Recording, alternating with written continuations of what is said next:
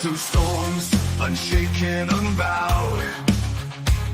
Through trials and verdicts, still standing proud. A titan in the tempest, against the raging crowd. He's got a vision for the future, gonna shout it loud. Changing the wind, it's coming fast. A new foundation built to last. Cryptocurrency's the key. Make the big switch. Power to the people. Time to teach the rich.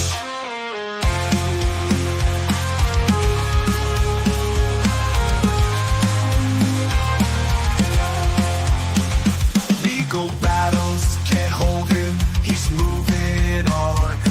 With plans so bold, from dusk till dawn. He's rewriting the rules. A new dawn's day. From the hands of the few to the people.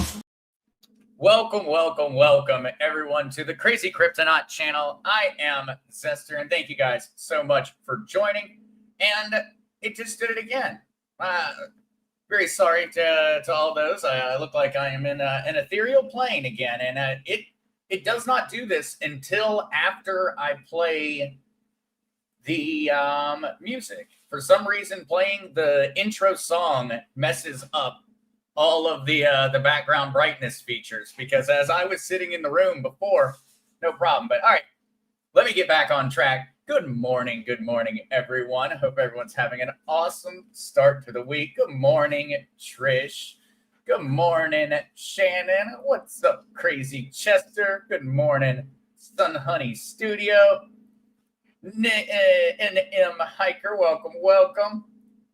Shannon Martin's markets look a little better for the start of this week. They do.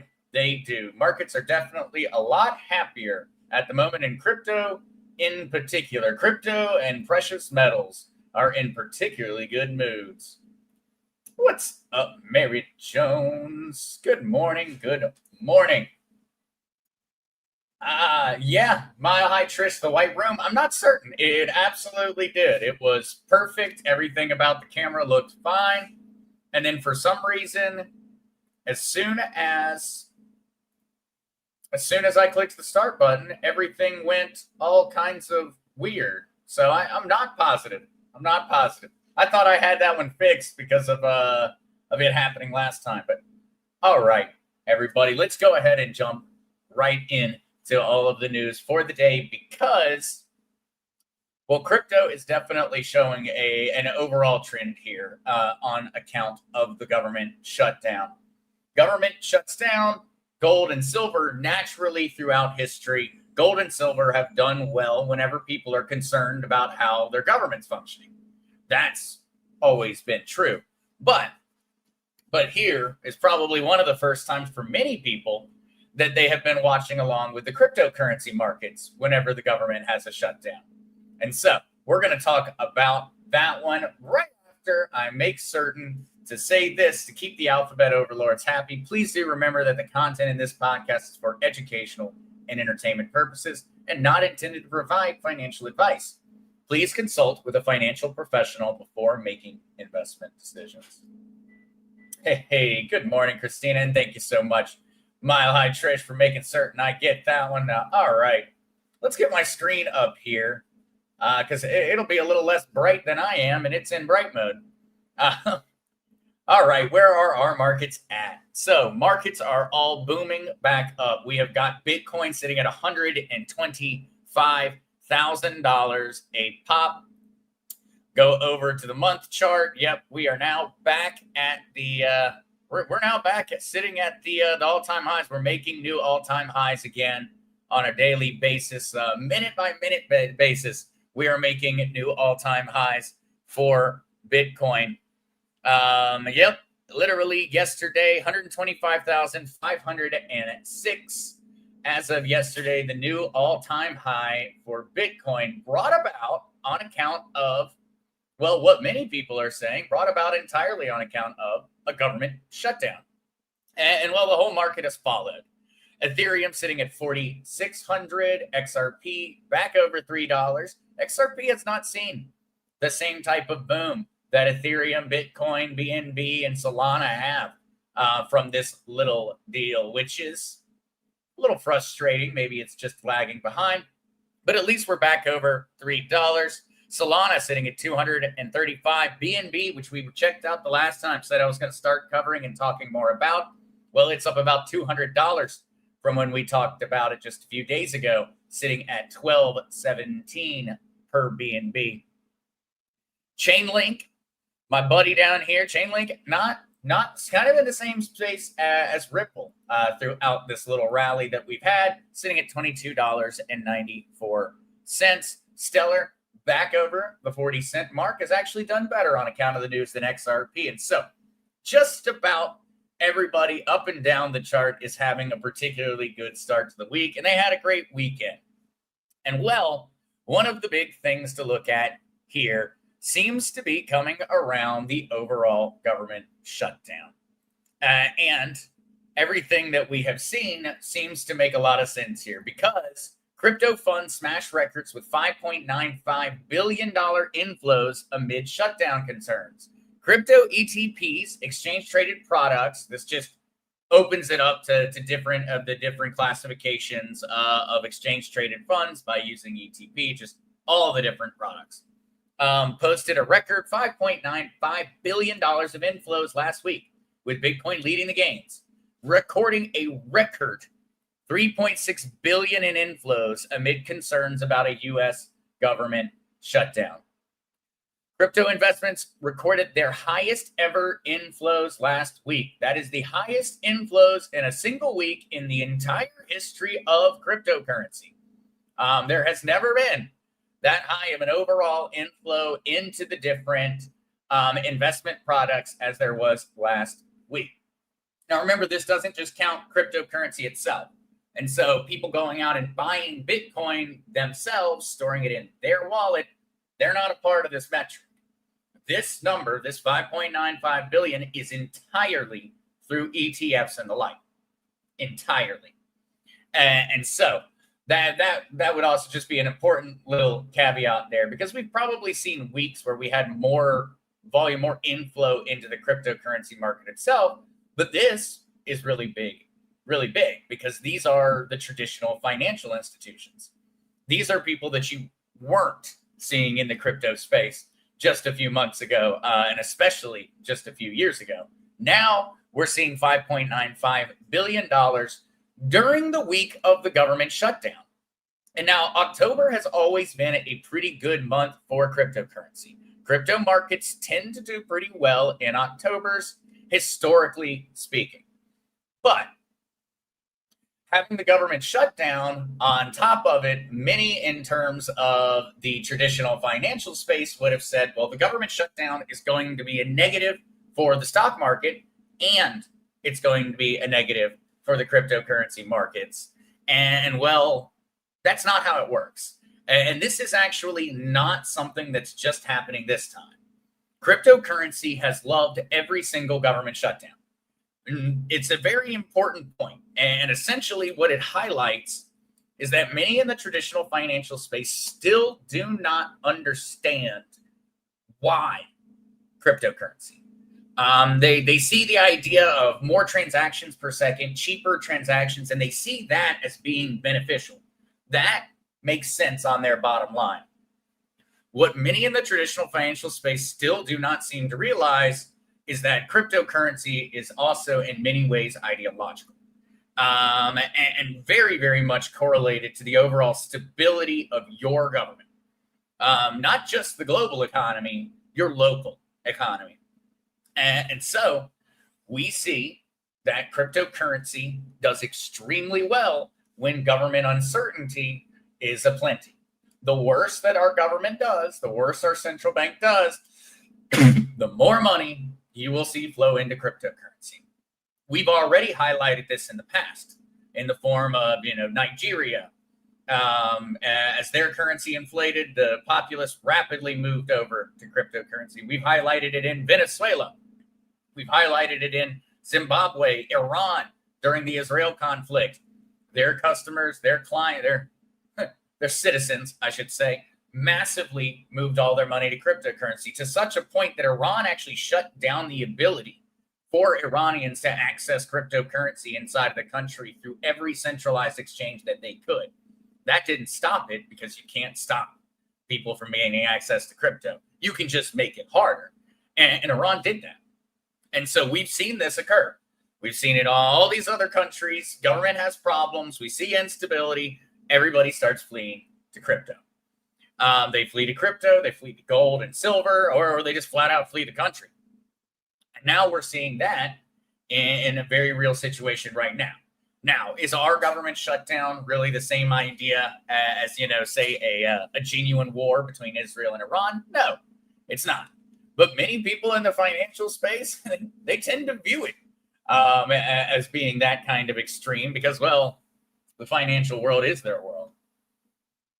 And so we are seeing a lot of different factors, and this one really is just the beginning of all of the other inflows that are flowing in, all the other positive information that we are getting. Multicoin exec says Genius Act will end bank ripoffs of retail depositors with lower rates. Tech giants prepare for stablecoin yields. Another one that we've talked about often. Why would people continue to keep their money inside of a brick and mortar savings account where they're getting paid maybe 2% when they have the option to actually remain the custodian of their money and earn far, far higher than that 2%? Cut the bank out entirely. We are seeing massive and massive and massive amounts of money flowing into the idea of fintech style stablecoin offerings. And I don't expect this to slow down in any form or fashion. Remember how we've been looking at it. We've looked at even just Coinbase offering 4.1% for keeping USDC sitting on the exchange. You're no locking periods. You have access to the money whenever you need to spend it or use it, but you get paid 4.1% just for letting it sit there. Essentially risk-free in many ways. Well, why is someone going to choose the bank's 1.9% when they can get 4.1% and have immediate access to their money? People aren't going to. And so more and more money flowing into the stable coin arena. And, well, this is one that there were so many exciting little things today that I had to really pick what the headline was going to be in terms of what I focused on for today's show. Because ultimately, crypto is booming. We're seeing gold and crypto still maintaining its correlation, and we're actually going to do a bit of a deep dive on that one after we get through the news and we start answering questions. We're seeing a lot happening. And, well, one thing that is essentially Cold War economics, Cold War stablecoin 3.0 or 4.0 or whatever one we are currently at is Russia has launched their first stablecoin. The first ruble-backed stablecoin has launched, and it's doing very well, actually, which to many would be somewhat surprising. And so A7A5 becomes the largest non-US dollar stablecoin. Despite sanctions and scrutiny, the ruble-backed A7A5 stablecoin surged 250% in a day to reach a $500 million market cap, overtaking all non-US dollar rivals. A7A5, a Russian ruble-backed stablecoin issued in Kyrgyzstan, has become the world's biggest non-US dollar stablecoin despite facing multiple sanctions. Market cap of A7A5 as of this morning stands at almost $500 million, about 43% of the total $1.2 billion market cap of non-US dollar stablecoins. Of course, A7A5 out there talking about how they're a driver of global change. And, well, in many ways, this kind of is. Because in and of itself, okay, there's a new ruble-backed stablecoin. It's brand new. It just came out. Why does this matter? Well, the US dollar stablecoin market is not going to be touched by the ruble. There's never going to be Well, I should not say that. Should not talk in absolutes. It is highly unlikely that any other currency on the planet will be able to maintain a market cap or have the same amount of volume as a US dollar backed stablecoin will, at least right now. The vast majority of all wealth that is stored in stablecoins is currently stored in the form of Tether or USDC. These are backed by the US dollar. It's a US dollar sitting in a bank account, and these are the digital representations of that US dollar. Well, this is interesting because you would not have expected the ruble to be anywhere in second place. Now, Russia is currently in its ongoing conflict with Ukraine, and ultimately, the Russian GDP is nowhere close to the European Union. It's nowhere in the ballpark of China. It is absolutely dwarfed by many other economies, and especially many different blocks. European bloc and the European Union being the main example there, but also even some of the different Southeast Asian blocs, when combined, would outdo the overall economic power of Russia. And so that's interesting because there has not been much interest in euro-backed stablecoins. There hasn't been much interest in pretty much any stablecoin besides US dollars and precious metals. US dollars and precious metals. And so to see Russia, and undoubtedly this is being backed by Russia. It is being launched out of Kyrgyzstan, most likely to avoid some of the sanctions, make it maybe a little bit easier for it to be used globally. But ultimately, Russia just fired shots in terms of the overall stablecoin war, because it is an economic battle. Ultimately, it does seem like the United States government is positioning a gold revalue and a stablecoin strategy in order to get us out of our financial problems. Everybody else seems to be saying we're doing it. And well, if you just look at what our government's doing, it seems pretty obvious that we're up to something. And I would say that in many ways, this would be the first shot fired back by Russia in terms of it.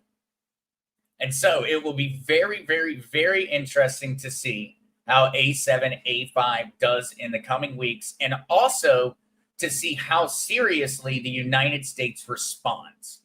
And I think that may be the most telling of all, will be what does the United States do on account of this? We know right now Trump much more ornery with Putin than he has been in the past. Sanctions and such, and an escalation of sanctions has already been threatened by Trump himself.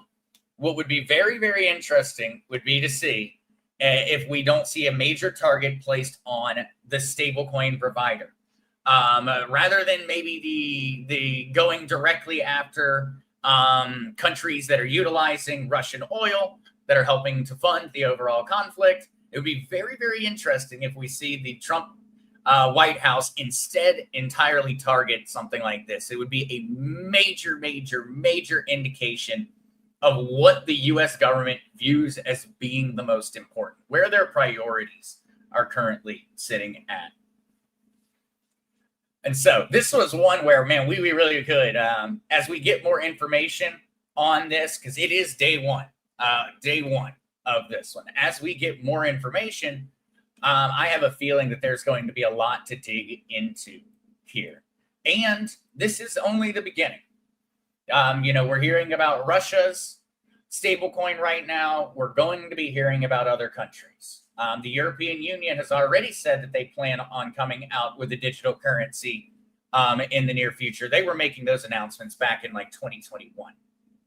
And so we know that other countries are on the way there, but it is particularly interesting to see that a ruble-backed stablecoin has managed to essentially take on, in a matter of a very short time period, take on the role of the second most popular or most valuable, most important country's stablecoin. Now, that is a little bit ahead of time. We are kind of making an assumption on that this A7, A5 continues to grow at the same rate that it is. If it ends up just completely halting here and it starts to fall back down, well, then the euro gets to maintain its number 2 spot in terms of the overall stablecoin market. But if this continues, Russia will be taking over the spot of the second most popular stablecoin on the planet, or currency for a stablecoin on the planet. Because even now, when we look at, say, Pax Gold in and of itself is only sitting at a $1.1 billion market capitalization. And so essentially, this ruble-backed one with $500 million coming in on day one is already nearing the halfway point of having about half the amount of market capitalization or total value locked inside of it as Pax Gold. Pax Gold having been out since, they've been out for well over half a decade now. All right, though. What questions have I been missing as I got off on that one? Love Mile High Trish. Loved looking at my wallets this AM. Same Mile High Trish. It's definitely a lot more fun when everything's in the green. Musical Lady. XRP now has an application with the OCC about applying to become its own bank. Exciting. It is exciting, Musical Lady, and it was definitely on the cards. Cryptocurrency, XRP is going to operate in many ways very similarly, or provide some of the same services that what we would currently think banks are in charge of. And we saw that one. Coinbase, I believe, is on the same path on that one, Musical Lady, as an exchange. Sluggo, nice haircut, Zester. Thank you very much, Sluggo. Musical Lady, Senator John Kennedy on Fox thinks the shutdown could last another week.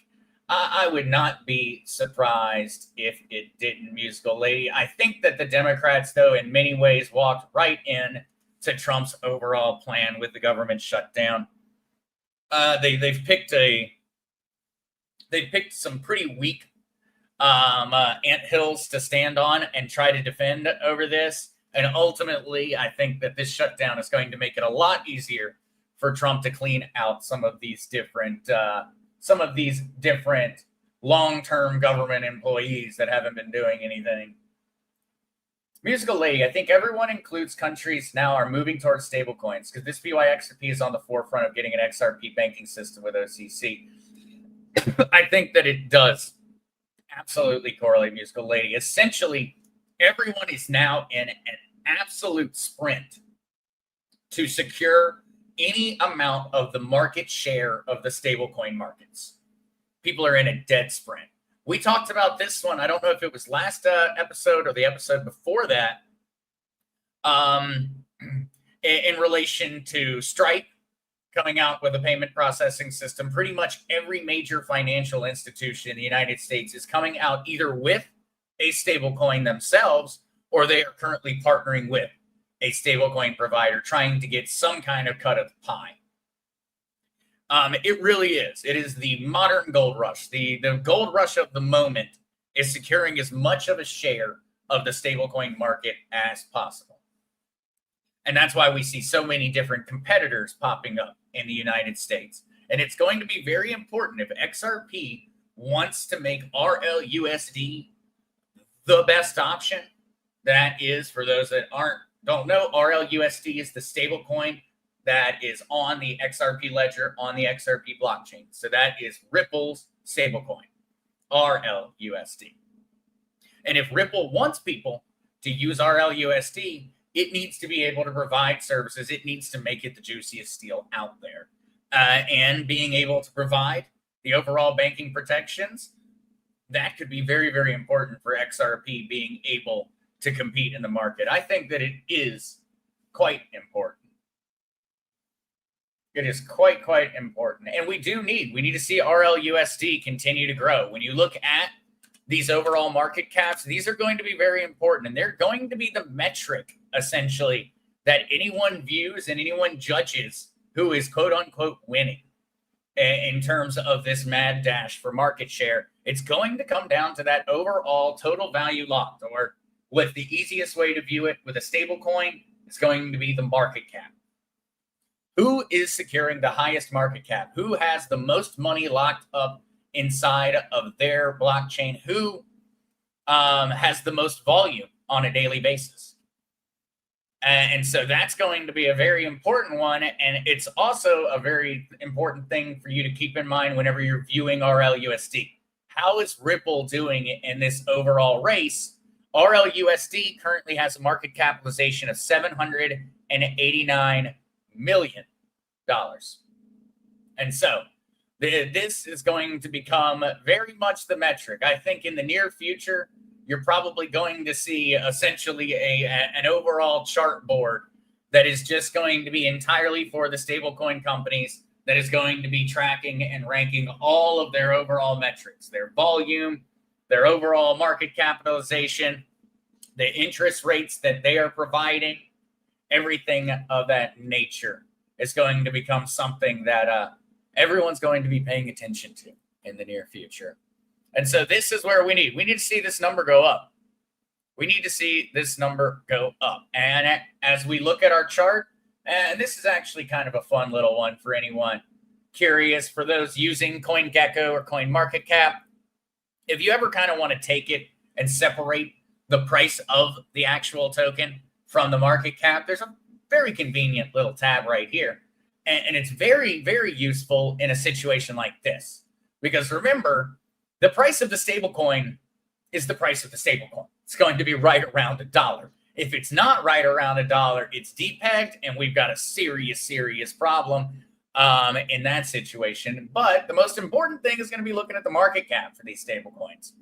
And when we look at our LUSD, we can see that we have been on a fairly steady upward growth path in terms of the market cap. What that means is that more and more and more dollars, more U.S. Treasury bonds, more gold, more silver, more real-world assets, because the world still views U.S. dollars and things like that as being in the same category, the more of those that are locked up inside of that stablecoin, the bigger they get, well, they tend to start to get to a point where they grow on their own. It's a snowballing effect that begins to occur as they continue to grow. RLUSD, while not on a record-breaking path, is headed in the right direction. We're headed in the right direction. We want more and more and more money to get locked up into RLUSD, and we want more and more and more RLUSD tokens to be getting minted. The more tokens that are being minted, contrary kind of to any of the other situations, the more tokens that are getting minted, it just means that more and more money, more assets are flowing in to the coffers over at Ripple Labs. All right, let me get back though. I think Food is anticipating more stiffer sanctions and thus going into stablecoins to get away from more sanctions. Is pushing us all towards the stablecoin system. Musical Lady, absolutely, in terms of being able to avoid sanctions. We're seeing that all over the place. So we're seeing that in Russia. Russia's been utilizing Tether, US dollar-backed stablecoin, and Bitcoin in order to get around sanctions. Venezuelans have been using it to get around sanctions for the past year or so. And they were using Bitcoin and other cryptocurrencies prior to that. And so absolutely, it is definitely a way for them to navigate around the overall system. And, well, it makes a lot of sense for them to have their own. Because essentially, if they're moving around the system, but they're doing so in the form of a US-backed stablecoin, they could still be in many ways viewed as though it is benefiting the overall strength of the US dollar. So they definitely have a lot of reasons to want their own stablecoin that benefits their currency, not ours. Robbie Butt, regulations in crypto is so important. Too many junk coins with no use case. Crypto is picked on because coins like Fartcoin and ridiculous tokens. Absolutely. Absolutely, Robbie. It doesn't take more than just a quick search going through on any of the different charts to find a bunch of really, really silly things in here. Like top trending cryptocurrencies today on CoinGecko. We've got, well, you know, some pretty normal sounding names. And then, of course, we've got Many You down here, which appears to be some kind of dog. It is. It definitely casts a little bit of a silly light on the overall cryptocurrency market. And I think that a lot of that is going to come down to education for folks, because we're going to continue to have silly meme coins. Meme tokens are still going to exist going into the future. But I think we're going to start seeing a little bit more of a breakdown. Ultimately, Bitcoin should not be associated with Many You. I think we're going to start to see more of a general breakdown of regulations that regulate what's a meme coin and what's an actual use case cryptocurrency. And that, in many ways, is already happening. In terms of the regulations on stable coins, that really broke down that barrier. Because previously, people just said it's cryptocurrency. Well, what is Tether now? Tether's a stable coin. Is a stable coin a cryptocurrency? Yes, but we're starting to see that breakdown where they're not being clumped together. And Robbie, regulations are going to be very important, and the regulations need to break down these classifications. The regulations need to go through and say, this is a meme coin because of this, this, and this. And that means here are the rules that it has to follow. This is a security. Here are the rules it needs to follow. The same way that the SEC and the same way that those laws have already been written over in regards to securities, we need the same idea coming into crypto, where we start to break down these barriers and decide which ones are which. Because, Robbie, it's very confusing, and it makes people that are new to crypto think it's all just a joke. You know, how is it not a joke when a dog is the number 8th largest? How is crypto not a joke when Dogecoin has no use case and provides nothing more than being a meme factory? It definitely does, Robbie. And I think that regulation is going to be very, very important in breaking that one down.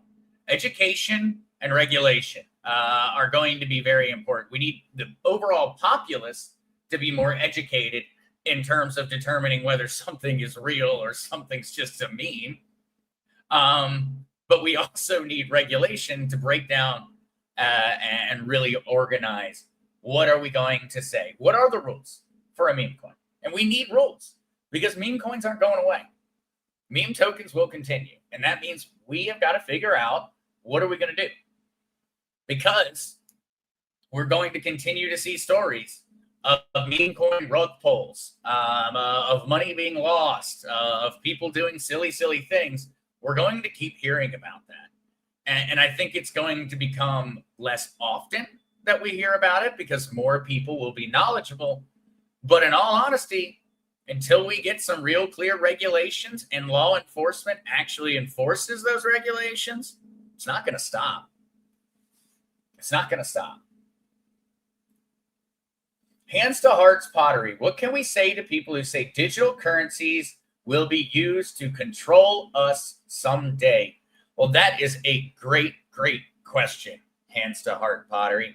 And well, I'm used to getting it. I'm used to getting it, and much less often now than in the past, but even now still. And it is a worry. Central bank digital currencies are a worry. They, I don't think you should lose sleep over them. But if you see your government moving towards a CBDC, then you probably should be losing sleep over it. We should probably be painting a bunch of boards and walking around in the streets peacefully, because it is that big of a danger. Overall, though, for the folks who do have that entire concern that digital currency will be used to control them, I honestly, and maybe their concern is based off of something else, but one of the first things that it always has made me think of is, what do you think is going on right now? Ultimately, how do you think the world works right now if you think that's going to be different? Because digital currencies do have the ability to be used to control us. They also are our first chance ever for currency and for government and central bank to not control us. It's the first time where we will ever be able to take over self-custody of our financial future and of ownership.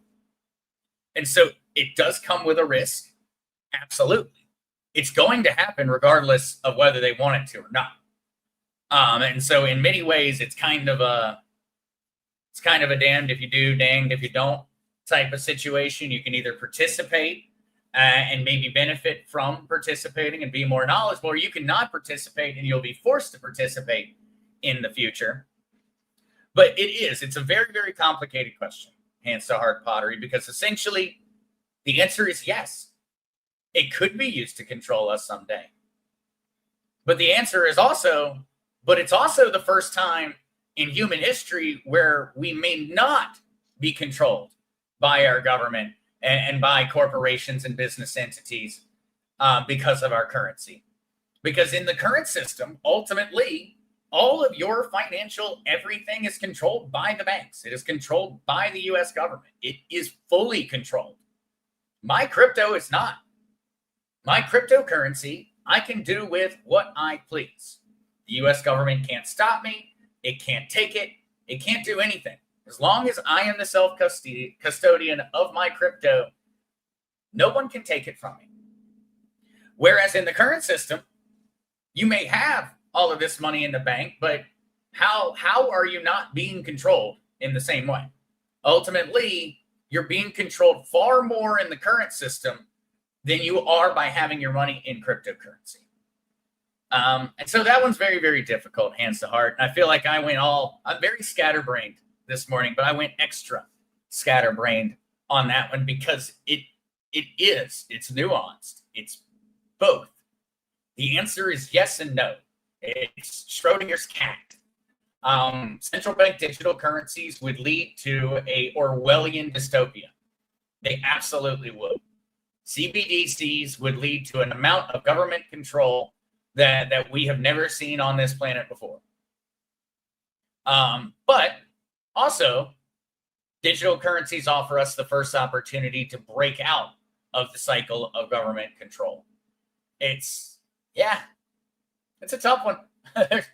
There's a lot. And so I wish I had a very, very easy answer for you, hands to heart. I wish there was just like a perfect example to give people and for them to just be like, oh, wow, it suddenly makes sense. But essentially, the best one I've got, hands to heart, is ask them how they're not already being controlled right now.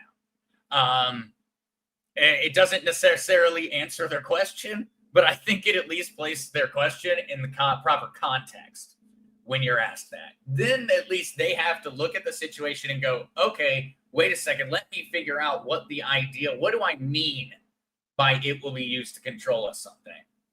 What do I really mean by that? Rito Hightower, just checking to see what is holding back the valuation of XRP, XLM, and the rest of the ISO slugs.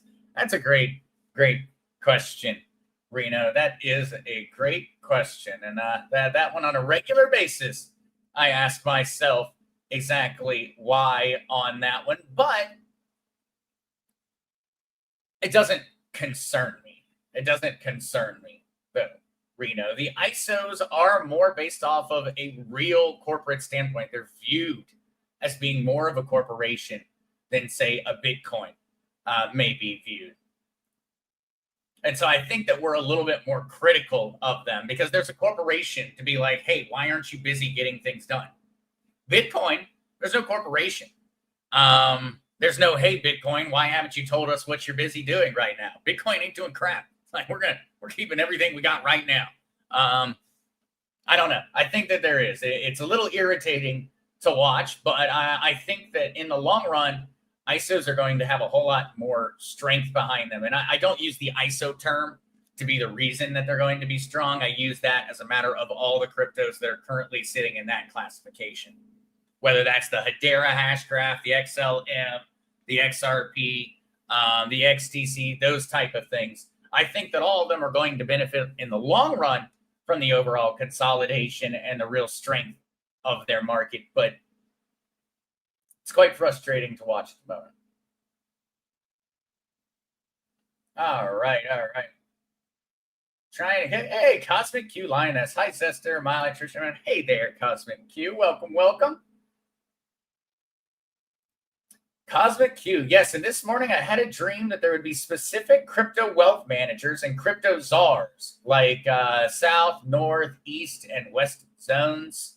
That very, very interesting. And well, Cosmic, in the Bitcoin Act of 2025, the one put forth by Senator Cynthia Lummis, it does call for essentially a regional breakdown of the different cryptocurrency holding facilities, which was a very, very odd word choice overall, if you really think about it. It's like, it's the bill and the proposition weren't fully formed. It was overall, hey, we're going to do this. We're going to create a strategic reserve. But she was very, very specific. And we're going to store these across separate regions of the United States. Cosmic Q, maybe your dream was exactly essentially what Senator Cynthia Lummis was imagining as she wrote that into the Bitcoin Act.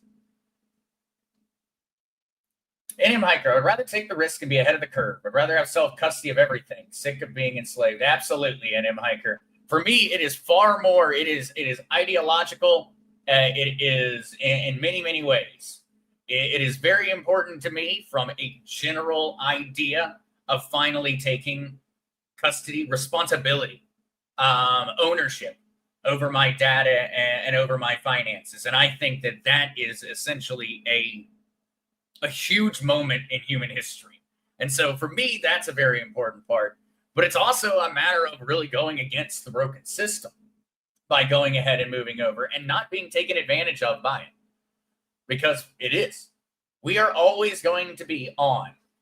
We are always going to have to be on the aware, on point for watching for governments trying to push towards control of our digital currencies. It is always going to happen. Governments always seek more power. Always. And so we're always going to have to be aware of it.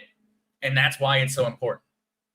The only way that dystopian George Orwellian future occurs, where digital currencies control us, will be if we, the people of the planet, choose to remain ignorant over how this new system works.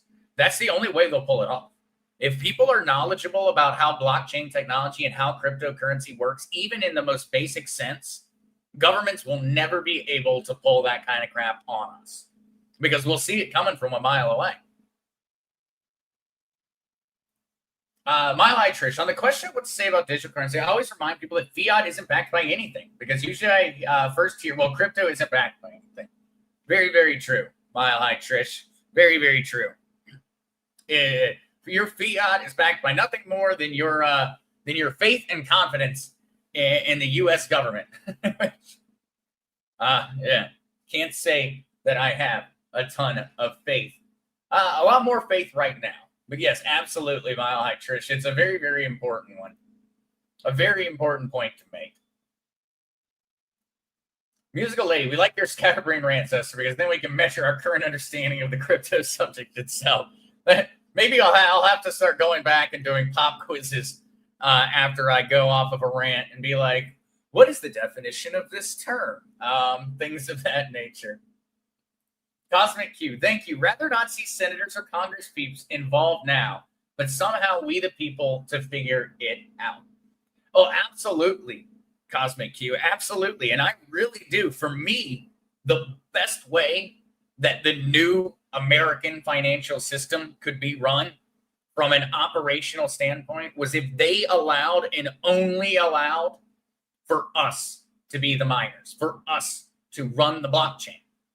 And that's what I honestly wish was an option. I honestly wish that there was the possibility that the government would go that route and that people would be knowledgeable enough for us to go that route, because that would be the ultimate control. Imagine it in the same sense as the Second Amendment.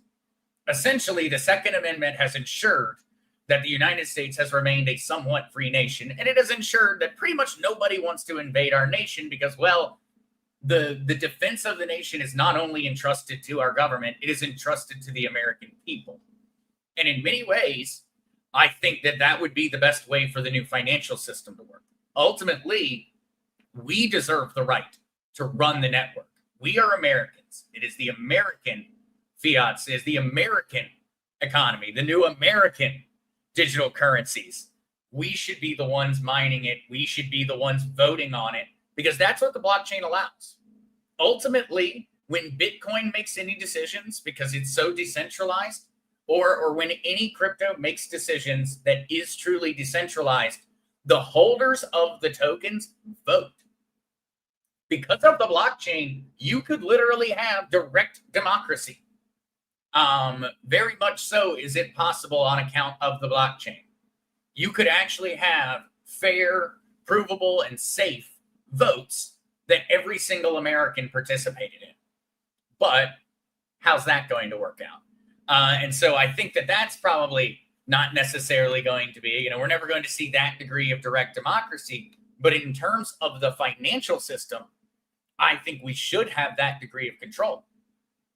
That would ultimately be the only way we would ensure that no one could ever take our freedom away, would be if we, the people, were the miners, we were the operators.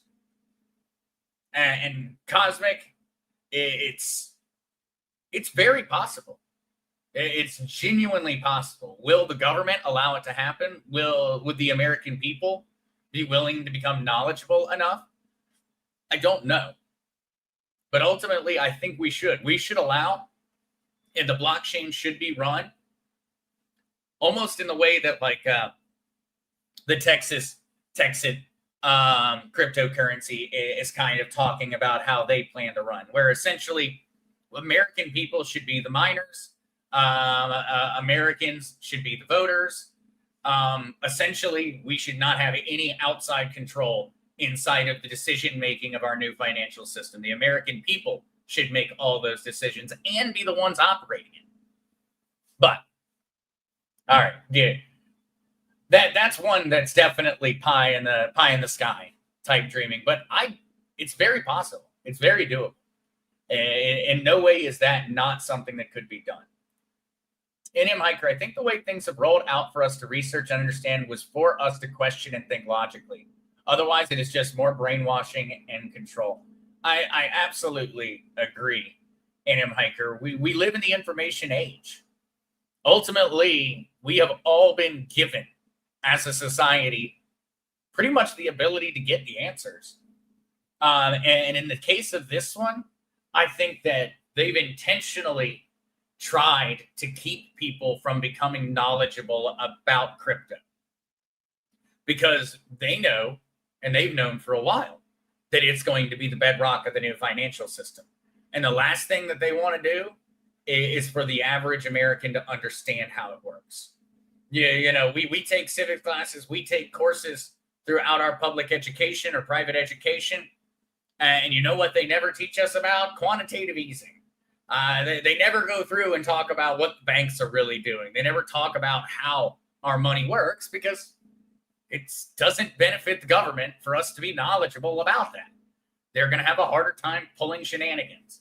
And so I think that there's a lot to be said in NM Hiker. We have been, the information has not been suppressed. The desire of people to seek out that information has been suppressed. And that's very much what the governments and the banks have been busy doing for a while. And they're going to keep doing it because even when the new system rolls out, you know what? They're still not going to teach it to you in school. They're not going to do it. I don't think there's a country on the planet that actually educates their populace on how the economic system of the nation works. Is there? Is there anyone that can shout out? Maybe there is a country somewhere out there that actually educates its populace on how the economy works. But I can't think of one. There's got to be one. Musical Lady, be run by boards itself by we the people. Absolutely. And Musical Lady, we could. We absolutely could. That brings me, and again, totally getting off topic, but we're all going to learn about a new word for many, I would imagine, in the form of a DAO. And I'm going to have, because I, wasn't prepared for, I'm going to have the AI do a quick write-up to give me some simple different ways of going through what a decentralized autonomous organization is, because that's what a DAO is. And so what a DAO essentially serves as is a governmental structure established by the token holders, by the people. And they already exist right now. There are already companies that are operating as a decentralized autonomous organization. You can actually incorporate a DAO in the state of Wyoming. They are the first and only state to allow for the incorporation of a decentralized autonomous organization. And that's essentially what we're talking about here in terms of, say, the US people deciding to actually run the economy, run the financial system. It literally means run it. And the technology already exists for us to do so. And so, a DAO. As I said, a decentralized autonomous organization is a type of blockchain organization that runs without a central authority. Instead, it is governed by smart contracts and collective decision-making by token holders. And so, a DAO is code plus community plus treasury. A DAO is an organization managed through blockchain code, aka smart contracts, where rules and decisions are made by the members, typically using tokens to vote on proposals. So instead of a CEO or a board deciding what happens, the code enforces the rules and the community decides how to use the funds or evolve the project. And so, step by step, smart contracts are deployed. The DAO's rules are all written in code and stored on a blockchain. These rules are immutable. They cannot be changed. And so the only way they can be changed is by the organization itself, by the collective. Tokens are then issued. Members receive governance tokens, which represent voting power. Proposals are then made. So someone says, hey, I think we should do this. And then everyone who is a token holder goes in and votes on whether they think it's a good idea or not. The execution is then done automatically by the smart contract. So there is no way for one person to come into the system and say, no, you can't do that. I don't want you to. The DAO is autonomous. It operates on its own. Some examples of current DAOs would be the Uniswap DAO, which governs the Uniswap decentralized exchange. Token holders vote on upgrades and fee changes. MakerDAO manages the DAI stablecoin system. Right here, MakerDAO. MakerDAO is one of the largest DAOs out there, and it manages a stablecoin. Token holders govern the interest rates and the different types of collateral that they're willing to accept. And so in many ways, our whole idea of the United States being entirely run by we the people is very much possible because it already exists. There's already a millions of people participate in MakerDAO and participate in the votings on it. And so you actually connect your wallet directly to MakerDAO, and then you go through and you place your votes on the different proposals. And you can see, the different proposals being laid out here. Some of them will be, fairly non-important. Other ones will get very, very important. All right. Yeah, it's a total strikes, but it's very, very cool. DAOs are something that are very, very cool. We could have a DAO. I mean, we could make a Crazy Cryptonaut DAO, and we could start putting money into it, and then we could vote what we wanted that money to be spent on. And we could literally decide as a community, okay, we've got $1,000. What are we going to invest our $1,000 in? And then, okay, a month from now, maybe we then go in, a proposal could be issued saying, I think that we should sell this and we should buy this. Or I think we should sell everything and move it all to stable coins because the market's about to crash. Whatever. Those proposals would be decided entirely by the members of the DAO. And there is no person who can stop it. Once I set it into motion and I put that money into the treasury and I gave out those voting tokens, the voters would have full control of the system. My electricity stablecoins will give us opportunity to increase the public knowledge on crypto. Absolutely. Absolutely. Surfer 44. I believe this is God's great awakening. God has awakened many of us. If the satanic elites were in control, we would not be on the pie and be awakened to investment in currency, metals, XRP, cryptos. Too much truth has come out. God has won and we are winning. And we're going to go into a beautiful new world. I have absolutely the same. I have the same optimism as you do, Surfer. I know where we're going. I have questions about how we're going to get there, but I know where we're going. All right. Anthony Lou, it's not too late. Good afternoon, everyone. Welcome, Anthony. Christina 99, thank you, Zester, for taking the time to provide us important crypto information. Oh, absolutely, Christina. It is my pleasure. NM Hiker, power back to the people. DAO. How do we find good stable coins? NM Hiker. Oh, that's a good question. That's a good question. And so there are a few things here that I think you need to kind of take into consideration as you're on that journey of saying, hey, where am I going to store where am I going to put my money if I want it to be in a stable coin? And now there are certain things that you can kind of do to just narrow it all down. And so we can come over here and let's go to categories. And so, oh, sorry, NM Hiker, I'm going to take you down so that way if nobody misses what I'm doing on screen. And so I'm going to go to categories. I'm on CoinGecko.com right now. I'm going to go to categories. I'm going to scroll down, and we're going to see pretty much this, like, just different categories of cryptos. Actually, what I kind of started talking about at the beginning of the episode, where I talked about how we're going to see more of a breakdown between meme tokens and these tokens and those tokens, etc. It's kind of like this is what we're going to see, where they're going to start organizing them, and we're going to start not looking at Doge as being the same as say, Bitcoin or Pax Gold. And so right here, though, we've gone over to categories on it, and you can actually come down and you can click the stablecoin category, and you can go through and look at all of the current stablecoins that are being tracked. And so, Tether, number 1, USDC, number 2, and then we continue on down. Actually, PayPal USD sitting here at the 65th slot at a $2.5 billion market cap. We've got Pax Gold. And so in this stablecoin category, you're also going to see stablecoins that are pegged to other things besides just US dollars or just fiat. You'll be able to see Pax Gold. We have already talked. Pax Gold is pegged to 1 gold ounce. There's 1 gold ounce, physical gold ounce sitting in a bank in London that is representing your 1 digital gold ounce. There's another one, Tether Gold. Tether Gold, same idea, where they are pegged to the value of 1 gold ounce, and it tracks along with it. Matter of fact, they're sitting at a $1.4 billion market cap on Tether Gold.